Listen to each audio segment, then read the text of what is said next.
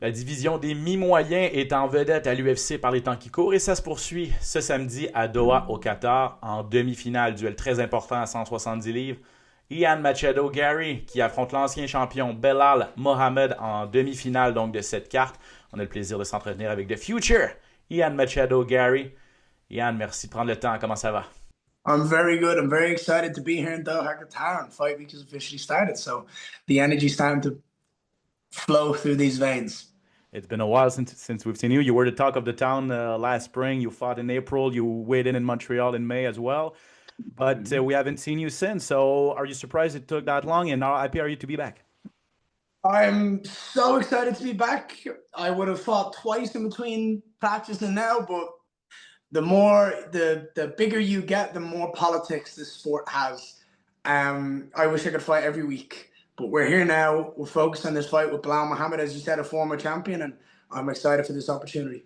I don't know if you want to talk about it, but were you afraid some fight? What happened? Why so long? Was I what? Why it took so long? Were you afraid that fights between April and now, and Yeah. just what happened when you talk about politics? What is it? It becomes a little bit more difficult. There's not as a wide of array of opponents that you can fight. When you're in the top 10, there's maybe two to three people you can fight when there's other people matched, before. It's just how it is. And that's interesting. Whereas when you're not ranked, you can fight whoever you want, whenever you want, whoever's available. But the better you get in the sport and the higher the ranking you have, the more political, the harder it is to lock down a date. People at the top of the divisions are always so sensitive and picky. So it's quite irritating. After my fight with Carlos Praches, I wanted to sit down with the UFC and organize a fight with Bilal Muhammad for Chicago. That never came to fruition. Bilal said no. We then agreed fights with Sean Brady. I said yes. Sean Brady said yes. It never came to fruition. The UFC they offered it, but then they pulled the plug on it. That's okay. They can. They're the UFC. It's their show. And then they came back to me with Bilal Muhammad, and they went, all right, perfect. Here we are. Let's go. We've got a date. I would have liked to have fought in Chicago and now be fighting for a belt at this point in time, but it is what it is, and the world works whatever way God has it sort of sorted for me. So I'm just walking the path He paved for me. Got it.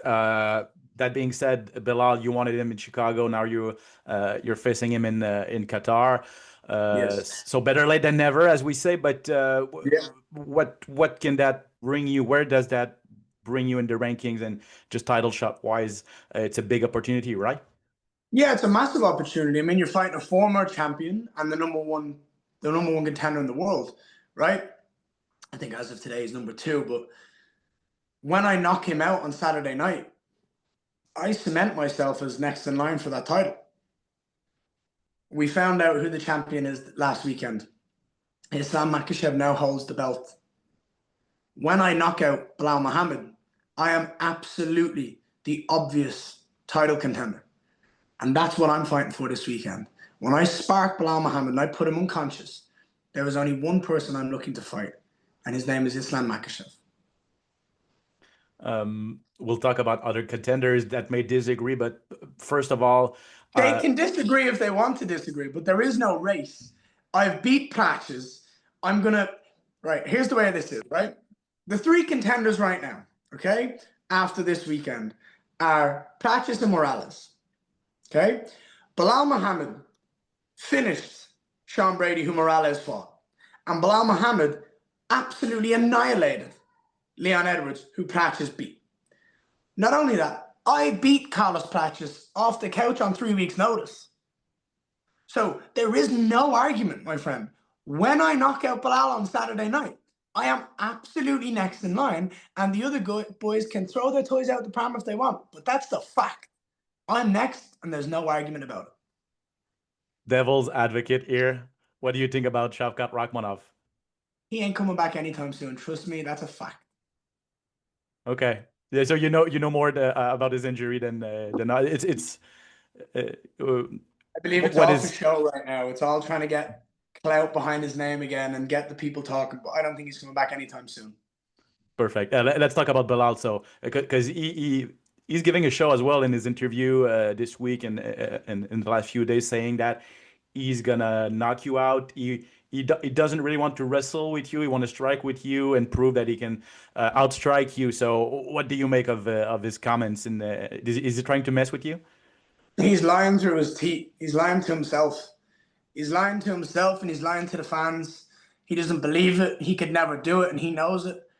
He's playing a game of reverse psychology. He's trying to make people think he's gonna strike and then he's gonna wrestle.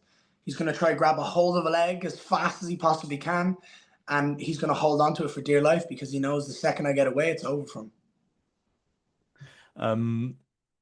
What I want to have your opinion about the title shot last week. I saw that you believed in JDM chances to beat Islam Makhachev, but didn't go his way, obviously.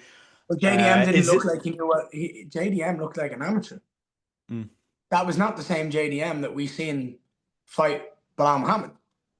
So I don't know what him and his team did, but it was possibly the worst title defense I've ever seen.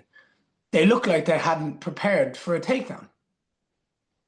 So it was absolutely atrocious, and he should be ashamed of himself.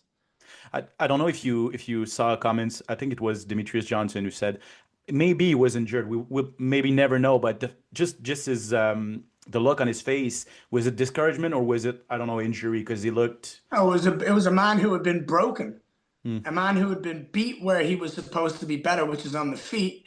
Islam beat him on the feet and then played with him like he was a child on the ground. I'm shocked Islam didn't put the foot down on the accelerator and go for a finish because Jack mentally was broken. He looked like he was crying in between the rounds. Hmm. So and that's not a negative. That's just pointing out the obvious. Like when you watch the fight, he looked like he did not want to be there. Hmm. What I'm kind of shocked that his team didn't sit there and say to him, Jack, do you want to be here? Jack, do you want to continue? Because I guarantee if you would have asked him that question, he would have said no.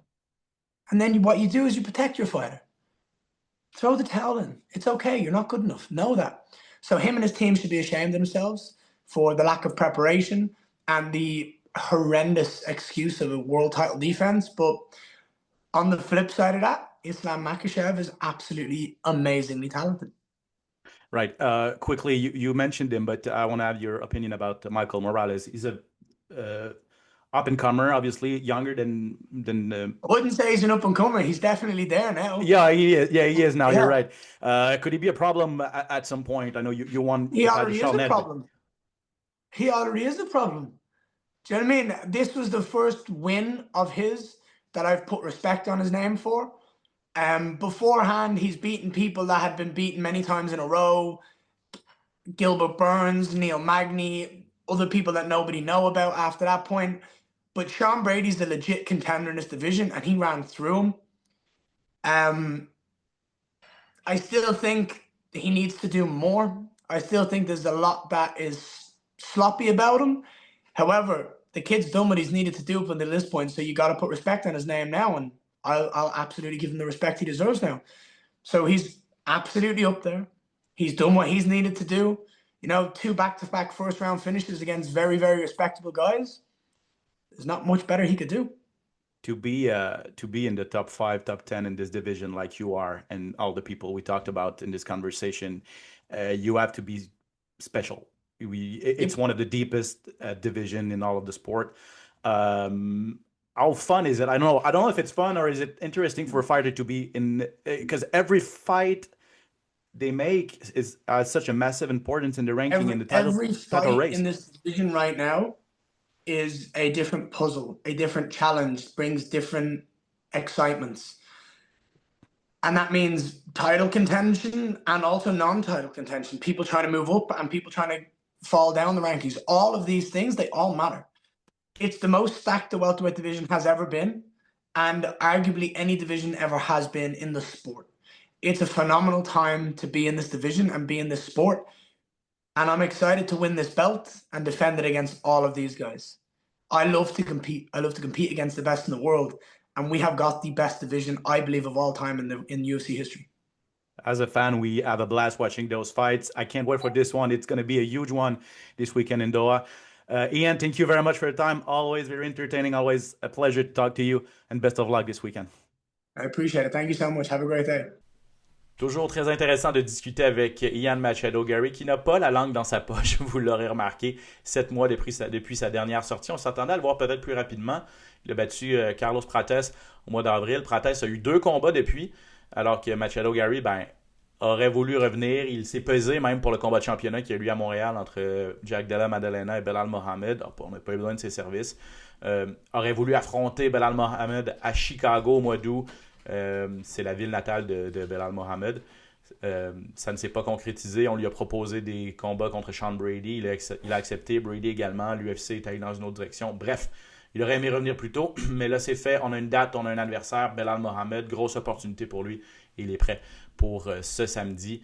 Machado Garry est classé 6e. Belal est classé 2e. Il n'y a pas de doute dans l'esprit de Machado Garry que s'il gagne, et surtout s'il gagne de façon convaincante, contre l'ancien champion, il sera l'aspirant numéro 1 à la ceinture d'Islam Makhachev. Pourquoi? Il nous a expliqué sa logique. Qui sont les aspirants potentiels? Moi, Belal Mohamed, Michael Morales et Carlos Prates après leur victoire de la semaine passée. Donc, je vais battre Belal Mohamed, il n'y a pas de doute là-dessus. Michael Morales a battu Sean Brady la semaine passée, a été convaincant. Mais Brady s'est fait passer un KO par Belal Mohamed que je vais battre cette fin de semaine. Donc, on peut écarter Morales pour l'instant. Et j'ai battu Prates au mois d'avril par décision à 3 semaines de préavis. Donc, je veux dire, l'UFC ne peut pas passer à côté de moi pour un combat de championnat si je gagne cette fin de semaine. Je lui ai demandé Shavkat Rakhmonov, qui est blessé présentement. Il dit, il n'est pas à veille de revenir, faites-vous-en pas, je le sais.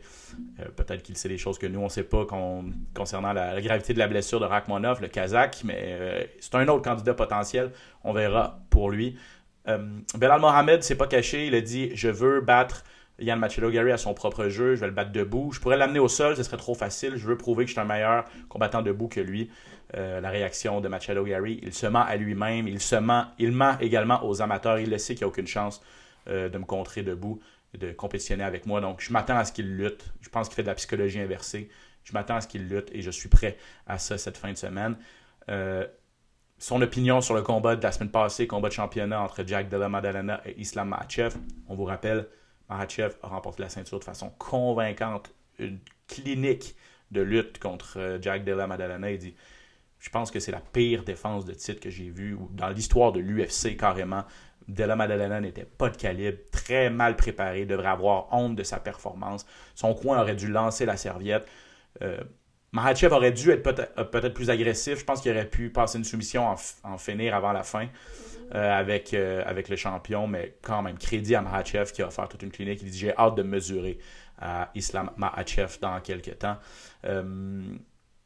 Pour ce qui est de Morales, Michael Morales, ce jeune combattant de 26 ans qui a passé un KO percutant à Sean Brady, qui est un des meilleurs de la division, il dit, il est arrivé, là. C'est plus juste un espoir, c'est un aspirant de plein droit. Il dit, ce qu'il a fait, on ne peut pas le nier, c'est impressionnant. Par contre, il n'a peut-être pas tout à fait assez de combats dans l'organisation et un peu brouillon encore des choses à travailler. Crédit à lui, mais je dois passer devant Michael Morales, c'est un peu ce que ça veut dire, mais quand même du respect pour ce jeune combattant équatorien. Puis en terminant, il a parlé de la division des 170 livres, qui est à ses yeux la plus relevée présentement à l'UFC. Et il dit, c'est peut-être la plus relevée de l'histoire de l'organisation. Chaque combat est un puzzle, est un casse-tête. On ajoute des pièces, on place des pièces, on en enlève, on en rajoute. Je veux dire, de 1 à 15, tout le monde est excellent dans les classements. Et il dit chaque combat avait une importance capitale. On l'a vu au Madison Square Garden. On va le voir encore cette fin de semaine. Donc, il dit c'est un plaisir de combattre dans ces circonstances-là, en fait. Et il est fier de pouvoir dire qu'il fait partie de l'élite de cette division-là. Il veut prouver qu'il est le meilleur de cette division ultra relevée. Ça se passe cette fin de semaine. Belal Mohamed contre Ian Machado Garry. Exclusivité UFC Fight Pass, ce gala de l'UFC à Doha, au Qatar. 10h AM, heure du Québec, donc samedi pour la carte préliminaire, et 13h en journée pour la carte principale. Exclusivité UFC Fight Pass.